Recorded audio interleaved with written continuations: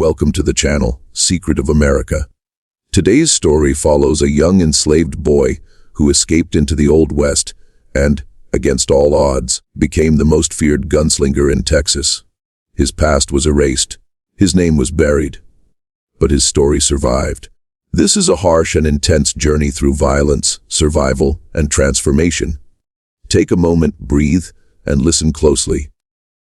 Before we begin, subscribe to the channel and let us know in the comments which city and country you're listening from. Your participation helps ensure these stories are remembered, not erased. Let's begin. In the summer of 1873, a man dressed entirely in black walked into a saloon in Dusty Creek, Texas. He was tall, broad-shouldered. His skin was dark as midnight. His eyes carried something that made grown men look away. Within 60 seconds, he drew his revolver and put a bullet through the skull of a man named Thomas Birch. Before anyone could react, the stranger vanished into the blazing afternoon sun.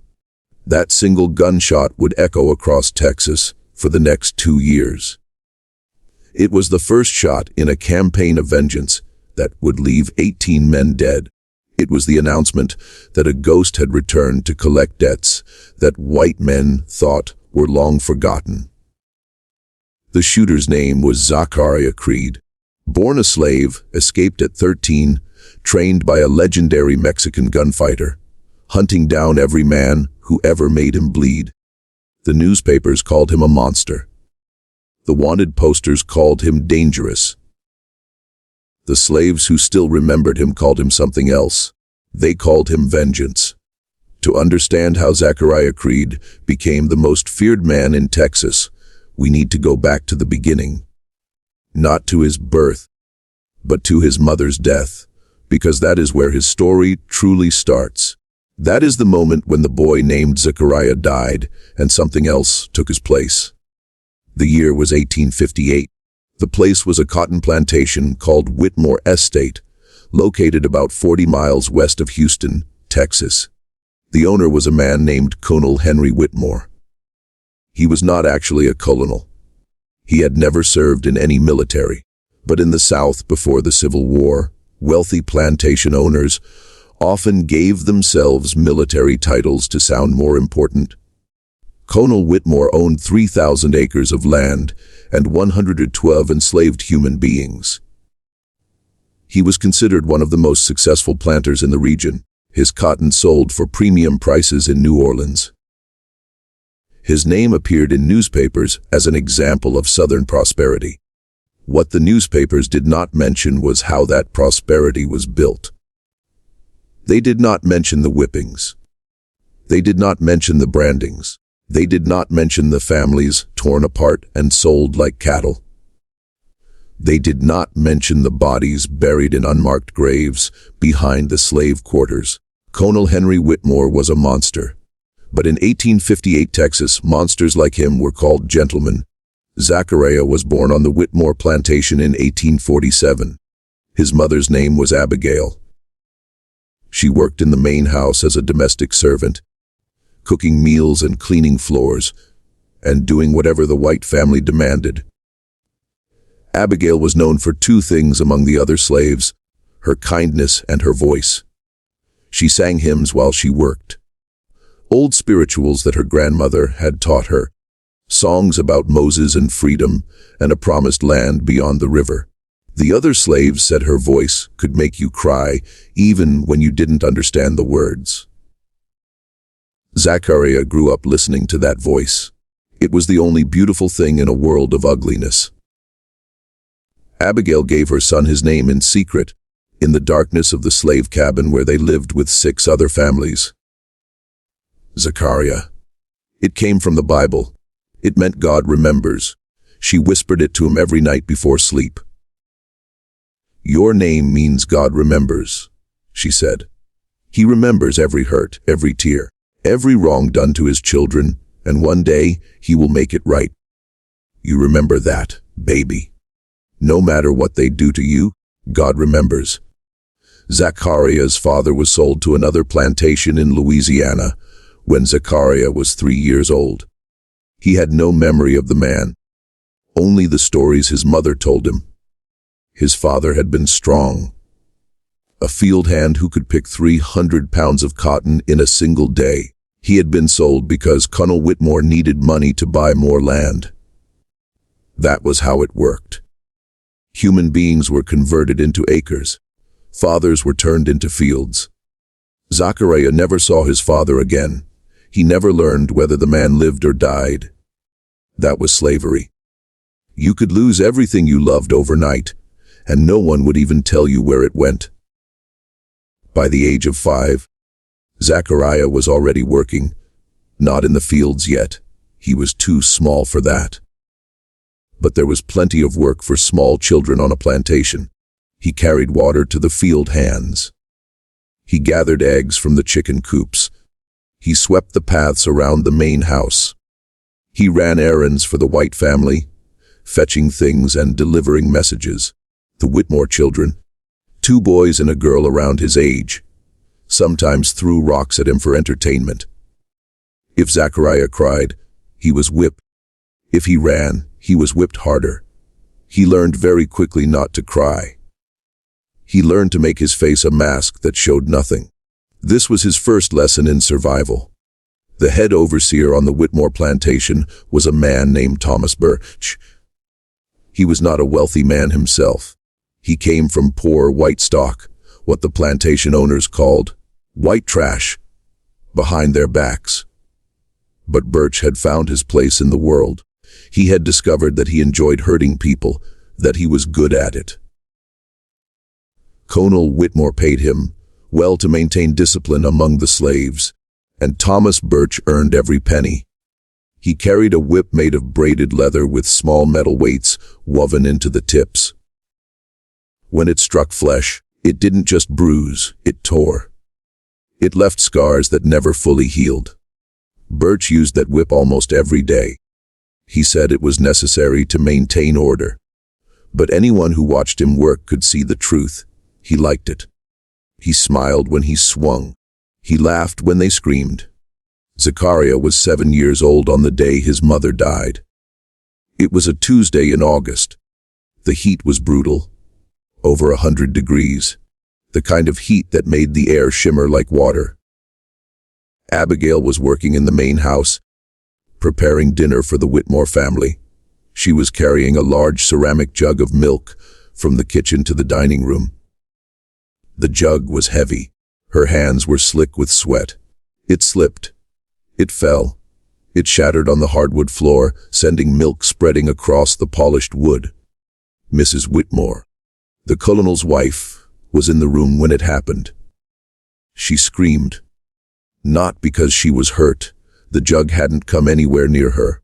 She screamed because a slave had broken something that belonged to her. Because a black woman had made a mess in her beautiful dining room. Because she was hot and irritable and needed someone to punish. She called for Thomas Birch. What happened next was something Zachariah would remember for the rest of his life. Every detail, every sound, every image burned into his brain with permanent fire. He was outside the house sweeping the front path when he heard his mother scream. He ran. He wasn't supposed to run. Slaves weren't supposed to run anywhere near the main house. But he heard his mother's voice, and his legs moved before his brain could stop them. He came around the corner of the house and saw them in the yard behind the kitchen. Thomas Birch had his mother tied to a wooden post.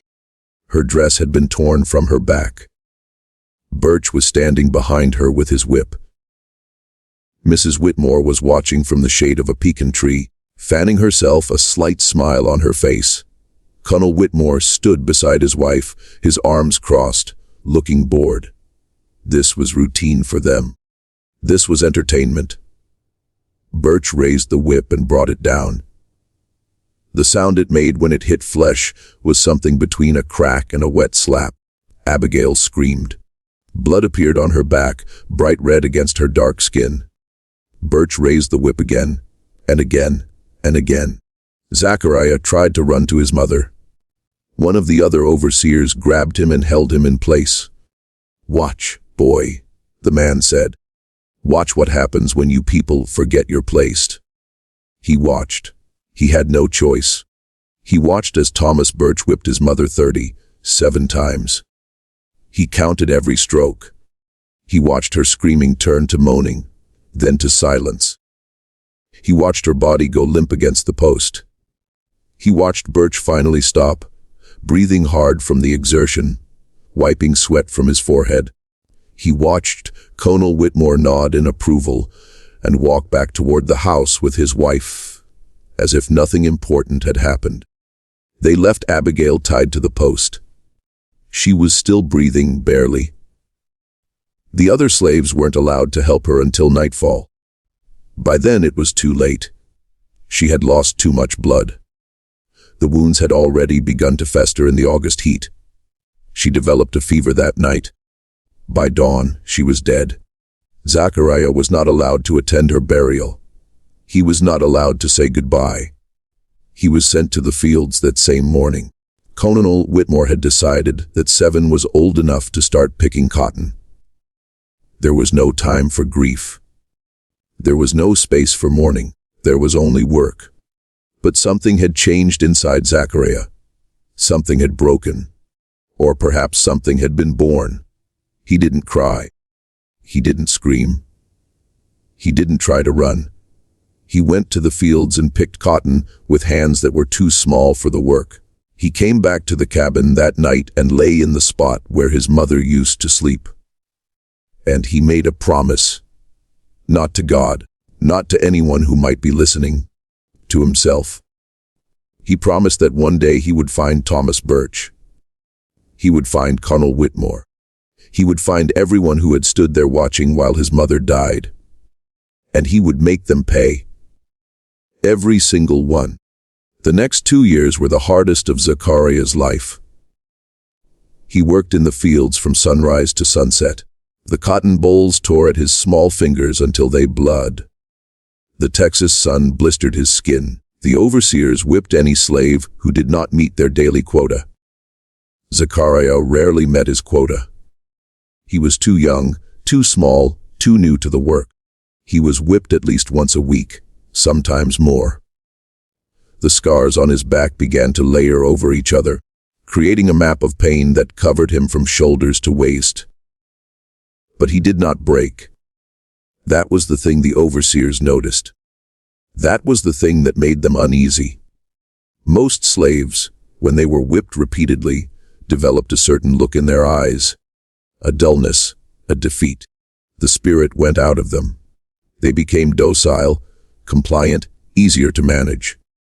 This was the goal of the whippings, not just to punish, but to destroy the will to resist. Zachariah never got that look. His eyes stayed sharp, focused, alert. When the overseers looked into those eyes, they saw something that disturbed them. They saw hate. Not the hot, explosive hate that made a man do something stupid and get himself killed. This was cold, patient, controlled. Thomas Birch noticed it once and commented to another overseer. "That one's got the devil in him," Birch said. "We're going to have to sell him before he's grown. He's the type that kills masters in their sleep." In 1859, when Zachariah was 9, Colonel Whitmore did something that would haunt Zachariah for the rest of his life. He sold Zachariah's younger sister. Her name was Grace. She was 6 years old. Zachariah had been taking care of her since their mother died. He made sure she ate. He protected her from the older children who might hurt her. He told her stories at night, the same stories their mother used to tell, about Moses and freedom and a land where no one was ever sold. Grace was the only family Zachariah had left. She was the only person in the world he loved. One morning, a man came to the plantation in a fancy carriage. His name was William Crawford, and he was a slave trader from Houston. He had come to inspect Colonel Whitmore's slaves and make purchases. This happened regularly on plantations. Slave traders came through like traveling salesmen looking for bargains. separating families with the stroke of a pen. Crawford walked through the slave quarters with Colonel Whitmore, examining the human merchandise. He squeezed muscles. He checked teeth. He asked about health and temperament. When he saw Grace, he stopped. "That one," he said, pointing. "How much for the girl?" Zechariah watched from 20 feet away. He could not move. He could not speak.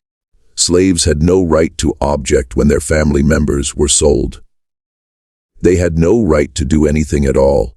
He stood there paralyzed as Colonel Whitmore and William Crawford negotiated the price of his sister. They settled on $400. Grace was taken that same day. She screamed for Zachariah as they put her in the wagon. She reached out her small hands toward him. Zach, don't let them take me." He ran toward the wagon. An overseer hit him in the head with the butt of a rifle. When he woke up, Grace was gone. He never saw her again. He never learned where she was taken. He added 2 more names to his list that day: Colonel Whitmore, William Crawford. One day, they would pay. The only thing that kept Zachariah alive during those years was Samuel. Samuel was a slave boy about Zachariah's age, maybe a year older. They had known each other since they were small. But after Zachariah's mother died and his sister was sold, Samuel became something more. He became Zachariah's only friend, his only connection to anything like hope. Samuel was different from Zachariah.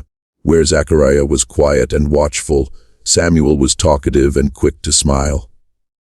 Where Zachariah kept his hate locked deep inside, Samuel seemed to have made peace with their situation.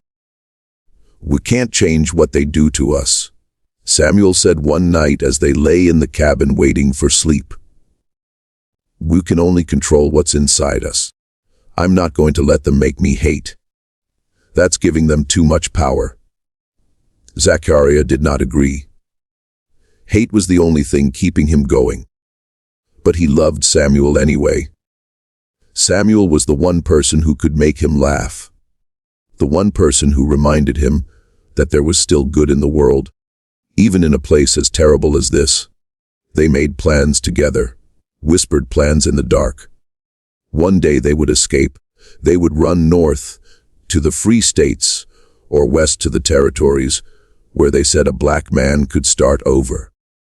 They would find Zachariah's sister and bring her with them. They would build a new life somewhere far away from cotton fields and whips and men like Colonel Whitmore. These plans were probably impossible. They both knew that, but having them, speaking them out loud, made the days bearable. In 1860, when Zachariah was 12, the world outside the plantation began to change. Word filtered down to the slaves through fragments of overheard conversations and news brought by slaves from other plantations. There was talk of war. The northern states and the southern states were fighting over slavery. Some said the North wanted to free all the slaves. Some said there would be no more buying and selling. Some said freedom was coming. Colonel Whitmore grew nervous. He increased the patrols around the plantation. He had the overseers whip anyone caught talking about the war. He said that if any slave tried to escape, he would hunt them down personally and make an example of them that the others would never forget. The message was clear: war or no war, nothing would change on the Whitmore plantation. They were property. They would remain property, and anyone who thought otherwise would suffer. The event that finally broke Zachariah loose happened on a cold night in December of 1860. Samuel had been caught stealing food. It was a piece of bread. That was all. A single piece of bread from the kitchen. Samuel had not eaten in 2 days. He had given his portion to a younger child who was sick. He was hungry, so he took a piece of bread. The punishment for stealing was death. Colonel Whitmore made the announcement personally. He gathered all the slaves in front of the main house. He spoke in his calm, reasonable voice. the voice he used when he wanted everyone to understand that he was being fair. "Stealing is a crime," he said. "A crime against me, against this plantation, against the natural order that God himself established. This boy has stolen from me, and he will pay the price that God demands." They hanged Samuel from a pecan tree in front of everyone. Thomas Birch put the rope around his neck. 2 other overseers lifted him up and let him drop. Samuel did not die quickly. The drop was not long enough to break his neck. He strangled slowly, his feet kicking, his hands clutching at the rope, his eyes bulging. It took almost 5 minutes. Zachariah was forced to watch the entire time. When it was over, Colonel Whitmore ordered Samuel's body to be left hanging for 3 days. A warning to anyone else who might think about stealing. A reminder of what happened to slaves who forgot their place. For 3 days, Zechariah walked past Samuel's body on his way to and from the fields. He saw the birds come. He saw the flies. He saw what death looked like when it was left to rot in the open air. On the 3rd night, Zechariah made his decision. He waited until the moon went behind the clouds. He crept out of the cabin while everyone else slept. He found a knife in the blacksmith's shed and cut Samuel down from the tree. The body was stiff and beginning to smell. Zechariah didn't care. He carried his friend over his shoulder to a spot behind the slave quarters, where there was soft earth. He dug a grave with his bare hands. It took him 3 hours. When the hole was deep enough, he placed Samuel inside and covered him with dirt. He did not say a prayer. He didn't believe in God anymore. A God who let his mother be whipped to death. A God who let his sister be sold like an animal. A God who let his best friend die for a piece of bread. That was no God worth praying to. But he made another promise. He promised Samuel that his death would mean something. He promised that he would escape. He would survive. He would come back one day and make every single person on this plantation answer for what they had done.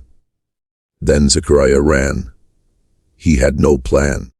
He had no supplies. He had nothing but the clothes on his back and the hate in his heart. He crawled under the fence at the western edge of the plantation and started moving west. Always west. Away from the fields, away from the whips, away from everything he had ever known. He was 13 years old. He was alone in the Texas wilderness. He had never been off the plantation in his entire life.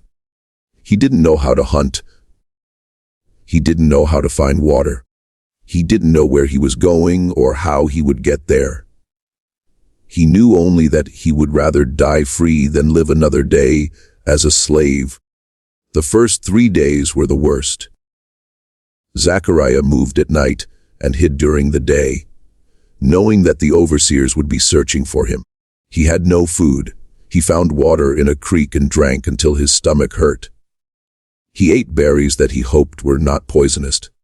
He kept moving west, navigating by the stars the way Samuel had taught him during their whispered conversations about escape. On the 4th day, he heard the dogs. Colonel Whitmore had hired slave catchers, professional hunters who specialized in tracking escaped slaves. They had hounds trained to follow human scent for miles. They had horses and guns and experience.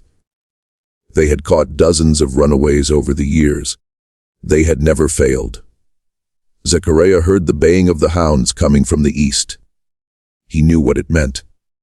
He knew he couldn't outrun dogs. He knew that if they caught him, he would be brought back to the plantation. He would be whipped. He might be hanged like Samuel. At best, he would be branded as a runaway and sold further south, to the brutal sugar plantations of Louisiana, where slaves were worked to death within a few years. He ran anyway. He ran until his lungs burned and his legs gave out. He fell in a dry creek bed and couldn't get up. The baying grew louder. They were getting closer. He could hear the horses now, the shouts of the men. He was going to be caught. Then he saw the hole. It was a gap in the creek bank, partially hidden by roots and dead leaves, a hole just big enough for a boy to squeeze into. Zachariah didn't hesitate. He pushed himself into the hole, wiggling through the narrow opening until he was completely hidden.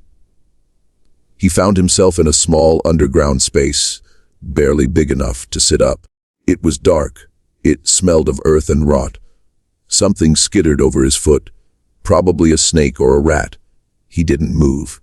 He didn't breathe. The dogs reached the creek bed minutes later. He could hear them sniffing, howling, confused. The water in the creek had washed away his scent. The hole was downwind. The dogs circled and barked but couldn't find him. The slave catchers cursed and kicked at their animals. He went into the water, one of them said. Could be anywhere by now. Spread out. Check downstream. They moved on. Zachariah stayed in the hole for 6 more hours, until long after the sounds had faded. When he finally emerged, the sun was setting. He was alive. He was free. And he was more alone than he had ever been in his life. For the next 3 years, Zachariah survived in the wilderness of West Texas. This was not the civilized Texas of cotton plantations and southern gentlemen. This was the frontier, vast stretches of desert and scrubland where few white men had settled. Comanche territory. Outlaw country. A place where a black boy with no papers and no protector could disappear completely. He learned to survive the hard way, by trial and error, by nearly dying and figuring out what he had done wrong. He learned which plants were edible and which would kill you. He learned to find water by watching where the animals went. He learned to catch small game with traps made from sticks and vines. He learned to make fire with flint and steel, taken from an abandoned camp. He learned to read tracks, to sense when predators were near, to move through the landscape without leaving a trace. The wilderness was brutal, but it was honest. It didn't hate him for being black. It didn't think he was property. It simply was survive or die, adapt or perish. There were no masters here, no overseers, no whips, just the land and the sky and the struggle to see another sunrise. He encountered other people occasionally, outlaws hiding from the law, Comanche hunting parties, Mexican traders moving goods across the border. Some tried to hurt him, some tried to help. He learned to read people the way he read tracks, to know within seconds whether someone meant him harm. He became hard, watchful, dangerous. The soft parts of him, the parts that had once known how to love and trust, retreated deep inside where nothing could touch them. By the time he was 15, Zachariah had survived things that would have killed most grown men. He had been bitten by a rattlesnake and cut the venom out of his own leg with a stolen knife. He had nearly frozen to death during a blue norther that dropped temperatures 40 degrees in an hour. He had fought off a mountain lion with nothing but a sharpened stick. He had killed 2 men who tried to rob him and sell him back into slavery. Yes, he had killed. The first time was the hardest. A white man in a ragged coat who found him sleeping in a cave and decided that a black boy alone in the wilderness was easy money. The man had a knife and a rope and a smile that said he had done this before. Zachariah had only a rock, but the man underestimated him. They always underestimated him. By the time the fight was over, the man was dead and Zachariah was holding the knife. He felt nothing. No guilt, no horror, just a cold satisfaction that one more person who wanted to hurt him couldn't hurt anyone ever again. The second killing was easier. The third easier still. Zachariah was becoming something. He didn't have a word for it yet, but he could feel it growing inside him, a capacity for violence that had been planted the day his mother died, and had been watered by every cruelty since. In the spring of 1863, Half dead from fever and starvation, Zachariah stumbled into the camp of a man who would change his life. The man was Mexican, old, gray-haired. He sat by a small fire in a canyon deep in the mountains, roasting a rabbit on a stick. He had a rifle across his knees and 2 revolvers on his belt. His face was weathered and scarred. His eyes had the look of someone who had seen too much death and made peace with it. Zachariah collapsed at the edge of the firelight. He was too weak to run, too weak to fight. If this man wanted to kill him, there was nothing he could do about it. But the old man didn't reach for his weapons. He simply watched the boy lying in the dirt.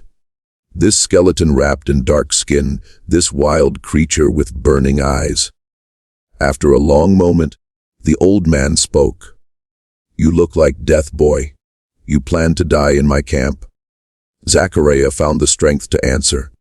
"Not planning to die anywhere. Not yet." The old man smiled. It wasn't a warm smile.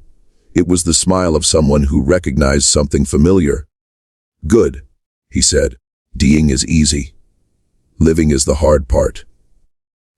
He tossed a piece of rabbit meat toward Zachariah. "Eat. You're too skinny to be worth killing. Maybe when you fatten up, I'll change my mind." The old man's name was Joaquin Huerta Esperanza. He wasn't supposed to exist anymore. According to the authorities in 3 Mexican states and 2 American territories, he had been dead for over a decade. He had been reported killed in Chihuahua in 1851, then again in Sonora in 1854, then once more in New Mexico Territory in 1857. Each report was convincing, each came with witnesses and details, and each was completely false. Joaquin Esperanza had simply become very good at disappearing. In his youth, Joaquin had been something like a legend. He rode with various groups of irregulars and bandits along the border during the Mexican-American War. After the war ended in 1848 and Mexico lost half its territory to the United States, Joaquin continued fighting. Not for any government, not for any cause, for revenge. He watched American settlers take land that had belonged to his family for generations. He watched Mexican farmers driven off their property at gunpoint. He watched a way of life destroyed by men who believed that their white skin gave them the right to take whatever they wanted. So he took back. He robbed stagecoaches carrying gold from California. He ambushed army patrols that strayed too far from their forts. He killed men who deserved killing, and some who probably didn't. He became a ghost story that American mothers told their children to keep them from wandering too far from home. He became a name that made lawmen nervous and politicians angry. But revenge is exhausting. Violence takes a toll on the soul, even when it is justified. By the time he reached his 40s, he was tired. Tired of running. Tired of killing. Tired of waking up every morning wondering if this would be the day someone finally collected the bounty on his head. He staged his own death one final time and retreated into the mountains of West Texas. He built a small cabin in a canyon so remote that even the Comanche rarely passed through. He lived alone. He hunted. He grew vegetables in a small garden. He tried to forget everything he had been. Then Zachariah Creed collapsed at the edge of his campfire, and Joaquin saw something that made forgetting impossible. "You have the eyes," Joaquin said one evening about a week after Zachariah had arrived. The boy had recovered enough to sit up and eat solid food. He was still weak, but the fever had broken. He would survive. "What eyes?" Zachariah asked. "The eyes of a man who has already decided to kill. I have seen these eyes before, in my own mirror. Many years ago." Joaquin poked at the fire with a stick. Sparks rose into the darkness. "Who do you want to kill, boy? And why?" Zachariah was silent for a long time. He hadn't spoken about his past to anyone. He hadn't spoken much at all during his years in the wilderness. But something about this old Mexican made him want to talk. Maybe it was the recognition in Joaquin's eyes. Maybe it was the simple fact that, for the first time in years, someone had shown him kindness without wanting anything in return. Whatever the reason, Zachariah opened his mouth and let the story pour out. He told Joaquin everything: his mother's death, his sister being sold, Samuel hanging from the tree, his escape, his years alone in the wilderness, the names of the men he had sworn to kill: Thomas Birch, William Crawford, Colonel Henry Whitmore, and others, the overseers who had whipped him, the slave catchers who had hunted him, every man who had treated him as property instead of a person. When Zachariah finished, Joaquin was quiet for a long time. The fire crackled between them, and all called somewhere in the darkness. Finally, the old man spoke. "You want revenge. I understand this. I have wanted revenge for most of my life. But wanting is not enough. Wanting will only get you killed." Joaquin looked at Zachariah with an expression that was almost sad. "You are angry. You are determined. But you are also untrained, unskilled. You wouldn't last 5 minutes against the men you want to kill. They have guns. They have money. They have the law on their side. You have nothing but hate. Then teach me," Zachariah said. "Teach me to be more than I am." Joaquin shook his head. "I came here to escape violence, to find peace, to die quietly in these mountains and let my sins be forgotten." "Then why did you save me? Why didn't you let me die?" The question hung in the air. Joaquin stared into the fire for a long moment. When he looked up, his eyes were wet. "Because I saw myself in you," he said quietly. "Because I know what it is to have everything taken. Because I was once a boy with nothing but hate, and someone helped me when they didn't have to. I suppose I am repaying a debt I have owed for 40 years. He sighed and stood up slowly, his joints cracking with age. "I will teach you, but understand what you are asking. Once you walk this path, there is no coming back. The things I will teach you will change you forever. You will become a killer. And killers do not have the luxury of peace. Not in this life. Maybe not in the next." Zachariah didn't hesitate. "I stopped hoping for peace the day my mother died. All I want now is justice." Joaquin nodded slowly. "Then we begin tomorrow." The training lasted 4 years. 4 years of brutal, relentless education in the art of violence. Joaquin was not a gentle teacher. He didn't believe in gentle.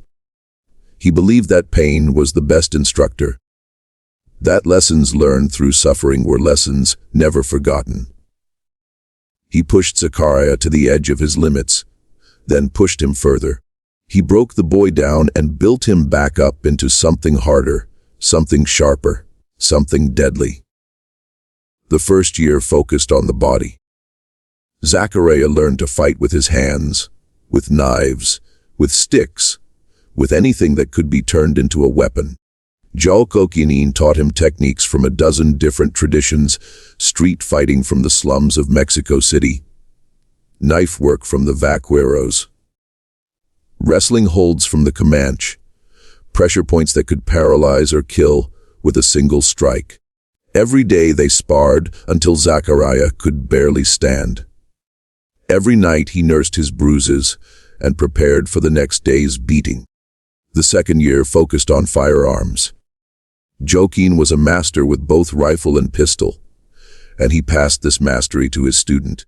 Zachariah learned to shoot at targets while standing still, then while moving, then while being shot at. He learned to draw and fire in a single fluid motion, so fast that the eye could barely follow.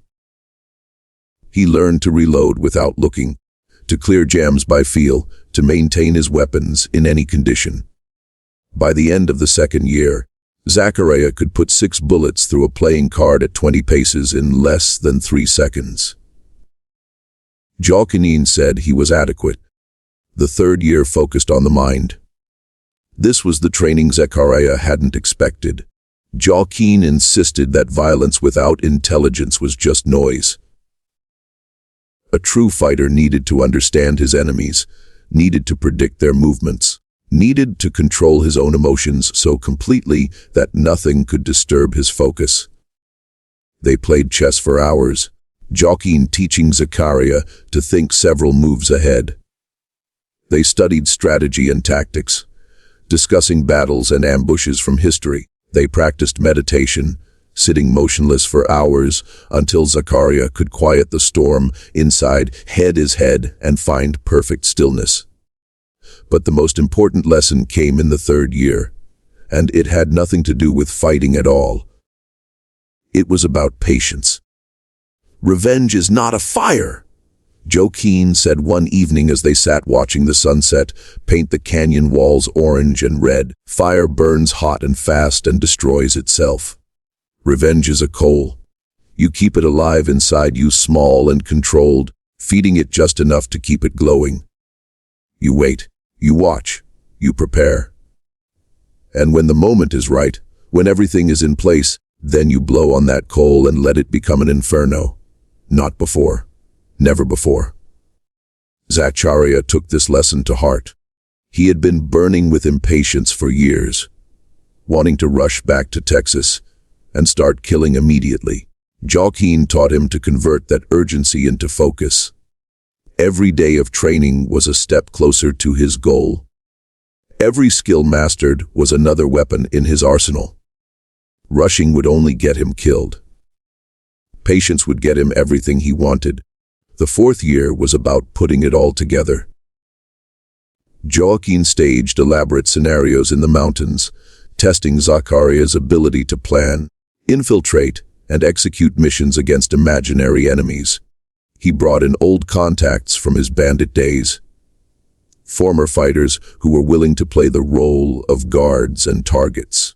Zachariah learned to scout a location before attacking, to identify escape routes, to anticipate complications, to improvise when plans fell apart. By the end of the fourth year, he was no longer a student. He was a weapon, owned and sharpened and ready to be used. On the day Zachariah turned 20, Joaquin called him to the fire for a final conversation. The old man looked older than ever. His hair had gone completely white during their years together. His hands trembled slightly now. He moved more slowly, more carefully. Time was catching up with him. "You are ready," Joaquin said. "As ready as I can make you. What you do now is your choice, but I want you to understand something before you go." Zachariah waited.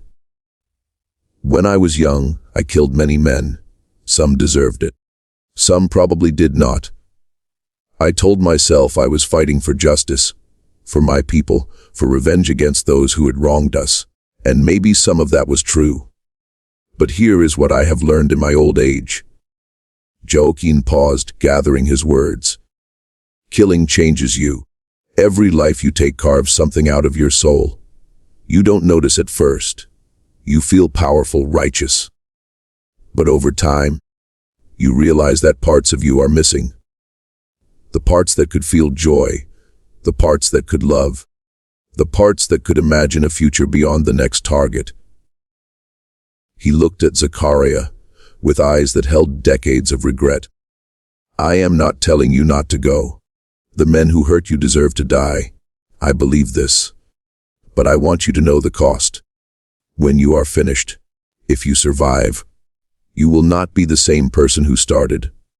You may not like who you become, and there is no going back." Zachariah considered this for a long moment.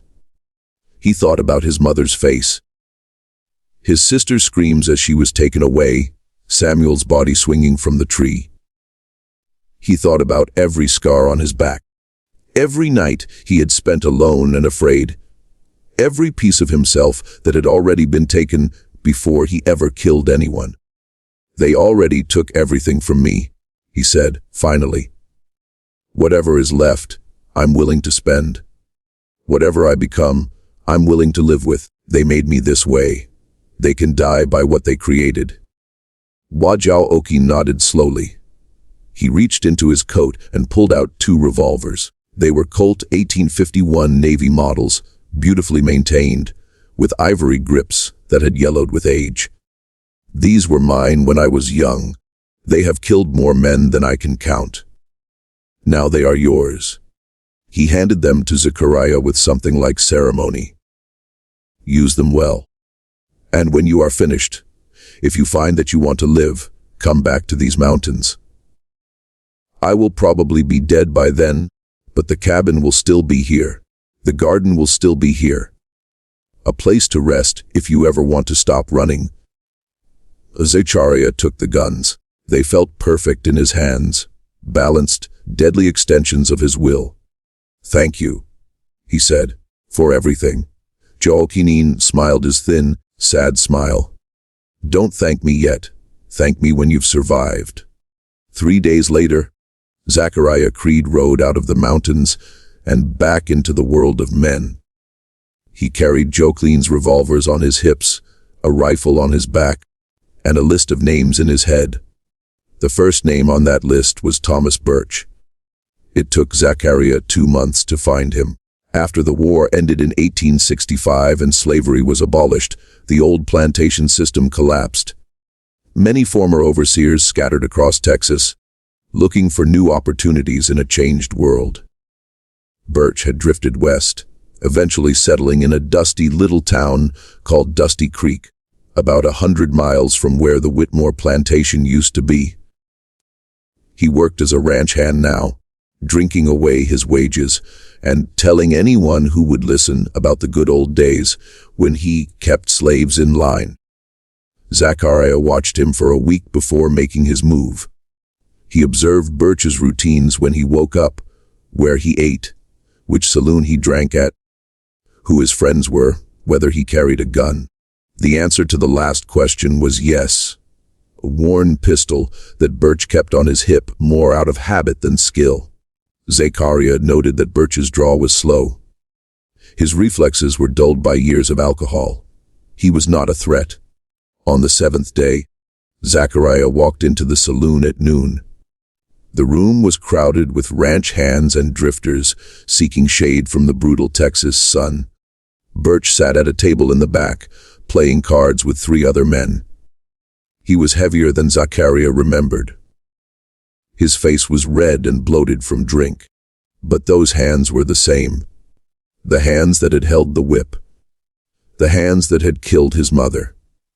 The room grew quiet as Zachariah approached.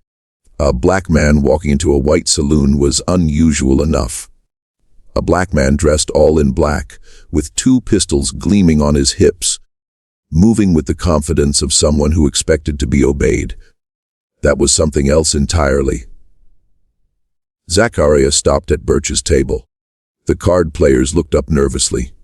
Birch squinted at the stranger, too drunk to feel the danger. Thomas Birch, Zachariah said. It was not a question. Who wants to know? Birch slurred. You worked as an overseer on the Whitmore plantation before the war. Something flickered in Birch's eyes. A memory. A ghost. He straightened up slightly, trying to focus. What of it? That was a long time ago. Not long enough. Zachariah's voice was calm, almost gentle. August 18, 1858, you whipped a woman named Abigail 37 times. She died that night from her wounds. Birch's face went pale. His hand started moving toward his pistol, but before his fingers touched the grip, he was looking down the barrel of Zachariah's Colt. The draw had been too fast to see. One moment Zachariah's hands were empty. The next, death was pointing at Birch's face. I wouldn't, Zachariah said quietly. The other card players scrambled away from the table, knocking over chairs in their haste to get clear. The rest of the saloon had gone completely silent. Everyone was watching now. Who are you? Birch whispered. Zachariah leaned in close. Abigail was my mother. My name is Zachariah. It means God remembers. He watched recognition dawn in Birch's eyes. Terror followed close behind. I told you once that I would find you. Did you think I'd forgot? Did you think God forgot? Birch started to beg. His words tumbled out in a desperate stream. He was sorry. He was just following orders. He was different now. He had changed. Please, please. Zachariah listened until the words ran out. Then he shook his head slowly. My mother begged too. You didn't stop. Why should I? The gunshot echoed through the silent room. Birch slumped forward onto the table, a hole in the center of his forehead. The card players were spattered with blood. Someone screamed. Zachariah holstered his weapon calmly, turned, and walked out the front door into the blinding sunlight. By the time anyone thought to follow, he had vanished. The news spread across Texas like wildfire. A black man had walked into a white saloon in broad daylight and killed a white man. Not in self-defense, not in a fair fight. An execution, cold-blooded and deliberate.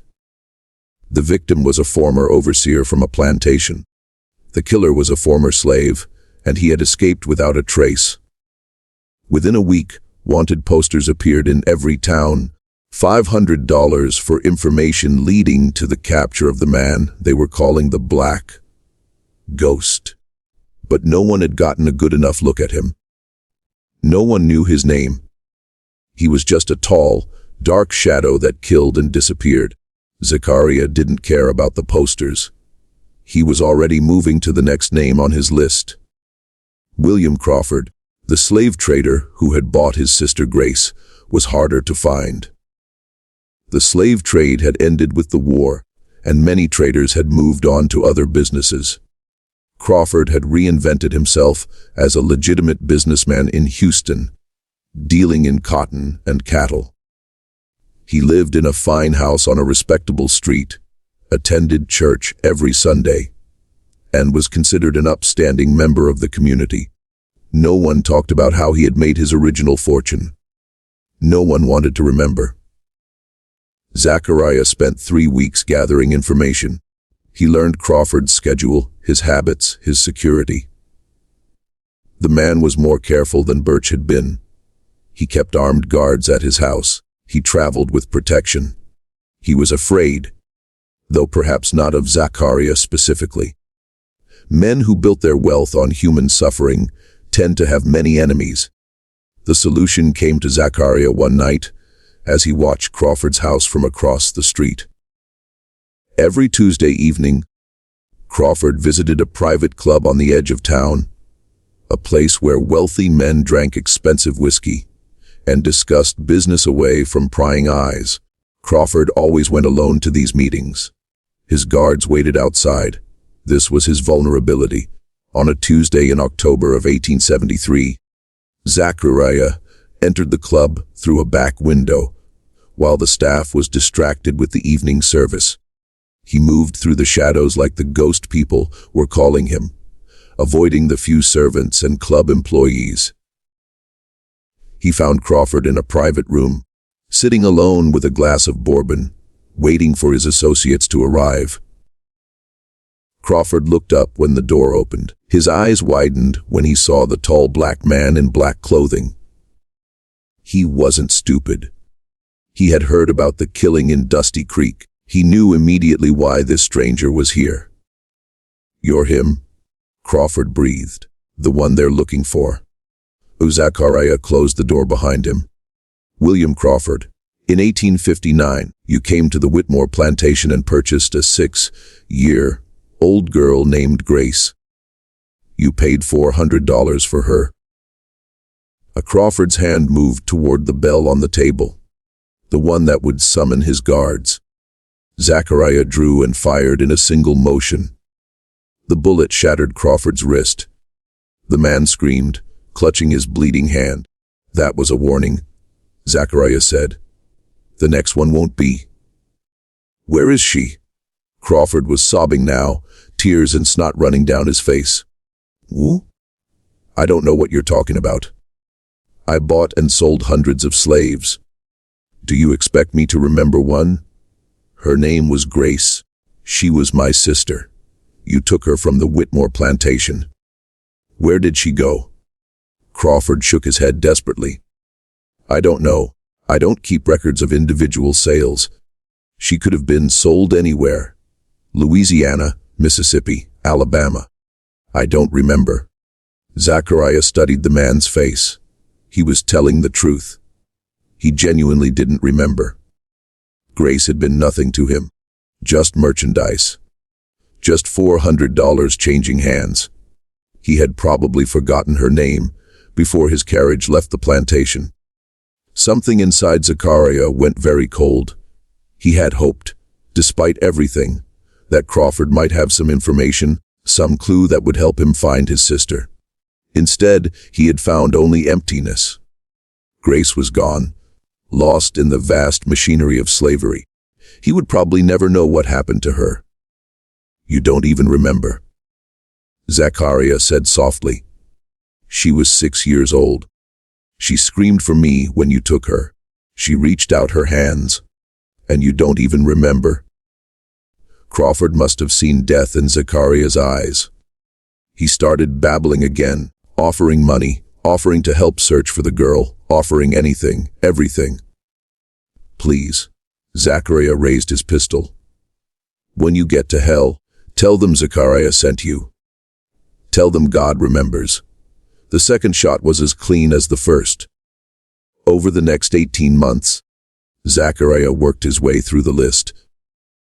James Thornton, the sheriff who had ordered Samuel's hanging, was found dead in his office with a note pinned to his chest that read, "Remembered." Robert Hayes, a doctor who had branded runaway slaves on the face, was discovered in his clinic with his own branding iron pressed into his forehead. 2 former overseers from the Whitmore plantation died within a week of each other. 1 shot in a stable, 1 shot in his own bedroom. The pattern was always the same: a single bullet, a message, a ghost that couldn't be caught. The legend of Zachariah, vengeance. Creed grew with each killing. Some said he was a demon summoned by slave magic. Some said he was a dead man come back from the grave. Some said he didn't exist at all, that the killings were the work of multiple men who had adopted a single identity. The truth was stranger. He was just a man who had been wronged, a man who had decided that if the law wouldn't provide justice, he would provide it himself. Not everyone Zachariah killed was on his original list. Word of his existence spread through the black communities of Texas, passed in whispers from church to church, from family to family. Sometimes people sought him out. They told him about men who had committed terrible crimes during slavery masters, who had murdered slaves for sport, overseers who had raped women and killed their husbands, traders who had specialized in separating children from mothers. These men had never faced any consequences. The law didn't consider crimes against slaves to be crimes at all. Zachariah listened to these stories. He investigated when he could, and when he found that the stories were true, he added names to his list. He became something more than a personal avenger. He became a symbol. A promise that the crimes of slavery wouldn't be forgotten. That somewhere out there, someone was keeping count, someone was remembering, and someone was making the guilty pay. The bounty on his head rose to $1,000, then $2,000, then $5,000. The governor of Texas declared him public enemy number 1. Pauses were formed. Bounty hunters were hired. Rangers were deployed. None of them could catch him. Zachariah moved like smoke, appearing and disappearing at will. He had learned from Joe O'Keene how to survive in the wilderness. He had contacts in the black communities who provided shelter and information. He was everywhere and nowhere. A nightmare that wouldn't end. By the summer of 1875, only one name remained on Zachariah's original list: Colonel Henry Whitmore. Whitmore had not done well after the war. The Emancipation Proclamation freed his slaves. The Union victory destroyed his fortune. The cotton market collapsed. He was forced to sell most of his land to pay debts. The grand plantation house fell into disrepair. The fields went fallow. By 1875, Whitmore was a shell of his former self, living in a crumbling mansion with a handful of hired guns, spending his days drinking and cursing the world that had taken everything from him. But Whitmore wasn't stupid. He knew his name was on Zachariah's list. He had heard about the deaths of Birch and Crawford and all the others. He knew that sooner or later the ghost would come for him. So he prepared. He hired the best gunfighters he could afford. 20 men, each with a reputation for violence. He fortified his mansion with barricades and firing positions. He set up a rotation of guards who watched the approaches day and night. He turned his decaying plantation into a fortress, determined to make his last stand there if necessary. "Let him come," Whitmore told his men, a glass of whiskey trembling in his spotted hand. "Let that animal come. I'll show him what happens when property forgets its place. I'll hang his body from the same tree where I hung that stealing boy all those years ago. Let him come." On the night of September 15, 1875, Zachariah came. He approached the plantation from the west, moving through the overgrown cotton fields that had once been tended by slaves. The moon was full but hidden by clouds, casting the world in darkness. He could see the lights of the mansion in the distance. He could see the silhouettes of guards on the porch and at the windows. 20 men, all armed, all waiting for him. Zachariah smiled. He had faced worse odds. He began picking off the outer guards one by one. A shot from the darkness, a body falling. Silence. The other guards spun toward the sound, but there was nothing to see. Another shot. Another body. Then another. Panic began to spread. The men who had been confident in their numbers started to realize that numbers meant nothing against an enemy they couldn't see. Within 10 minutes, 8 men were dead. The remaining 12 had retreated inside the mansion, barricading the doors and windows. They fired blindly into the darkness, wasting ammunition on shadows. They shouted at each other, their voices high with fear. Zachariah circled the house, patient as a wolf. He fired through windows, picking off anyone foolish enough to show themselves. He set fire to the kitchen building, filling the night with smoke and confusion. He shot out the lanterns one by one, plunging the mansion into darkness. By midnight, only 4 gunfighters were left.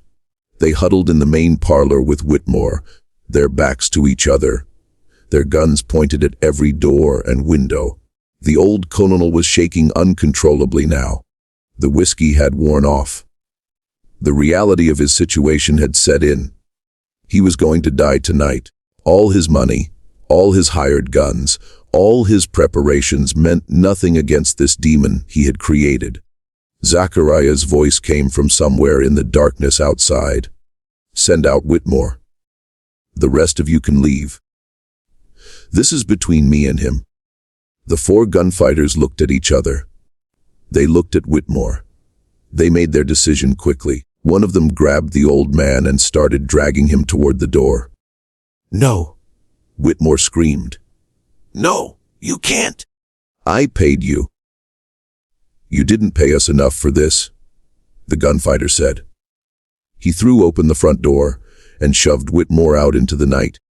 Then he and his companions ran out the back, disappearing into the darkness, leaving the colonel alone.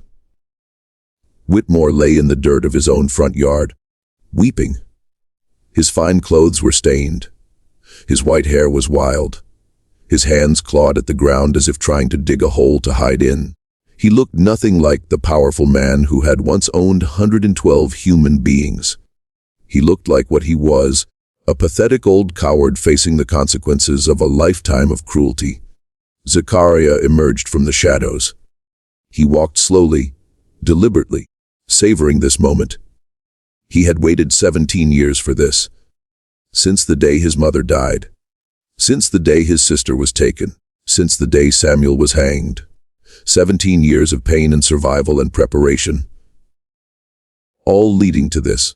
He stopped a few feet from Whitmore. The old man looked up at him, his eyes red with tears. "Please," Whitmore whispered. "Please don't kill me. I'm sorry for everything. I'm sorry." Zachariah stood over him for a long moment, looking down at the man who had caused so much suffering. He remembered his mother's face, her voice singing hymns in the morning, her whisper in his ear telling him that God remembers. He remembered Grace's small hands reaching for him. He remembered Samuel's body swinging from the tree. He remembered every scar on his back, every night of hunger, every moment of fear and pain and loss. Then Zachariah did something he hadn't planned, something that surprised even himself. He holstered his gun. "I'm not going to kill you," he said. Whitmore looked up confused, a flicker of hope in his eyes. "You're not. Then you'll let me go." Zachariah shook his head slowly. "No, you're not going anywhere. You're going to live, Whitmore. You're going to live right here, in this ruin you used to call home. You're going to watch everything you built crumble to dust. You're going to wake up every morning knowing that you lost everything. Your slaves, your money, your power, your pride, all of it gone. And you're going to spend the rest of your miserable life looking over your shoulder, wondering if I'll change my mind, wondering if this is the day I come back to finish what I started." He leaned in close, his voice dropping to a whisper. "Death is too easy for you. You don't get to escape that quickly. You get to live. And every day you live, you'll remember this moment.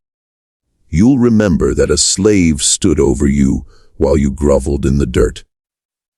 You'll remember that your property beat you, and when you finally die, old and alone and forgotten, the last thing you'll see is my mother's face. Because God remembers, and now you will too." Zachariah turned and walked away. Behind him, Whitmore collapsed into the dirt, sobbing. The mansion burned through the night, sending flames high into the Texas sky. True to Zachariah's word, Whitmore lived. He was found the next morning wandering the ruins of his plantation, muttering to himself. He spent the remaining years of his life in a sanatorium, tormented by nightmares and visions. The doctors said his mind had broken. They said he screamed about a man in black who was coming to get him. They said he died alone in 1883, calling out for mercy to someone only he could see. As for Zachariah Creed, he disappeared after that night. The killing stopped. The ghost vanished. Bounty hunters searched for years but found nothing. Some said he had been killed in Mexico. Some said he had gone north to Canada. Some said he had never existed at all, that he was just a story slaves told to frighten their former masters. But in the black communities of Texas, a different story was passed down. A story about a man who returned to the mountains, where an old Mexican gunfighter had taught him everything he knew. They said he found the cabin still standing, the garden still growing. They said he buried Joaquin Esperanza with his own hands in a grave overlooking the canyon, where they had spent 4 years together. They said he hung up his guns and never killed again.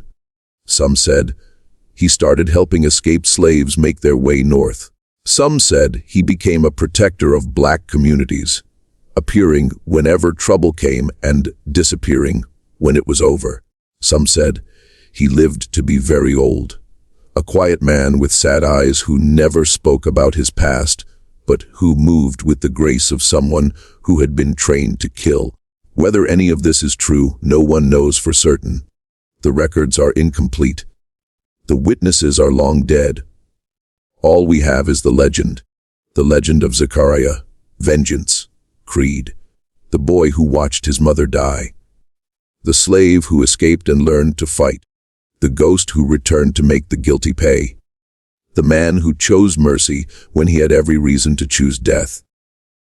His story is not just about revenge. It is about what slavery did to people, to the enslaved and to the enslavers. It is about the violence that was woven into the fabric of American society for 250 years. It is about the debts that were never paid and the crimes that were never punished.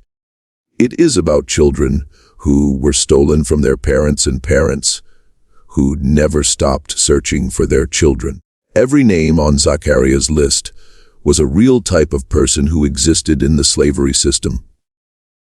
The overseers who wielded the whips, the traders who tore families apart, the masters who believed they had the right to own human beings.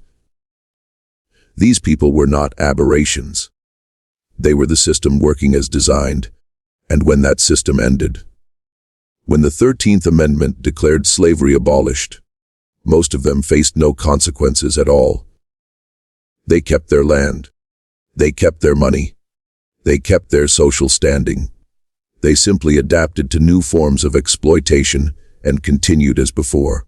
Zachariah Creed represents something that the system feared above all else. The idea that the enslaved might remember, that they might return, that there might be a price to pay for centuries of cruelty. This fear haunted white Southerners throughout the era of slavery and beyond. It drove them to create ever more oppressive laws and ever more brutal systems of control. They knew, deep down, that what they were doing was wrong, and they knew that wrongdoing, sooner or later, demands an accounting. The story of Zachariah is fictional, but the world he inhabited was real. The violence he experienced was real. The systems he fought against were real. The children who were stolen, the families who were destroyed, the lives that were crushed under the weight of slavery, all of that was real. And the descendants of those children, those families, those crushed lives, they are still here, still carrying the weight of that history, still waiting for an accounting that has never come. When Zachariah's mother named him, she chose a name that meant God remembers. She believed that someday, somehow, justice would come, that the suffering of her people would not be forgotten, that the crimes committed against them would not go unpunished forever. She did not live to see that justice. Neither did Zachariah. Not really. The men he killed were a tiny fraction of those responsible for slavery. The system itself continued in new forms for generations after his story ended. But the name remains, Zachariah. God remembers. And now you remember too. You know this story. You know what was done. You know the names of the guilty and the faces of the innocent. You know that slavery did not simply end in 1865. It evolved, it adapted. It found new ways to extract black labor and destroy black families. And some of that evolution continues to this day. The question that Zachariah's story asks is not whether revenge is justified. That is a question each person must answer for themselves. The question is simpler and harder. Will we remember? Will we face the truth of what was done? Will we acknowledge the debts that were never paid and the wounds that were never healed? Will we build a future that honors the suffering of the past? Zachariah Creed found his own answer in the mountains of West Texas. He chose vengeance, then chose mercy, then chose silence. He disappeared into history, leaving only a legend behind. But legends have power. They remind us of what is possible.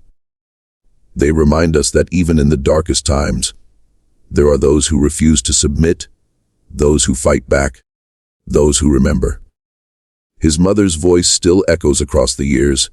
God remembers every hurt, every tear, every wrong done to his children, and one day he will make it right.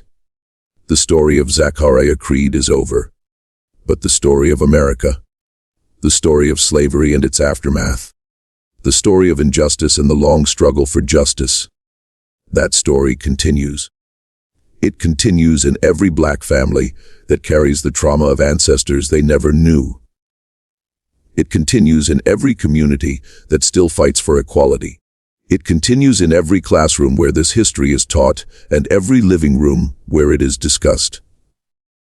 It continues in you, now that you know. Remember, that is all the dead have ever asked of us. Remember what was done, remember who did it, remember who suffered, and build a world where it never happens again.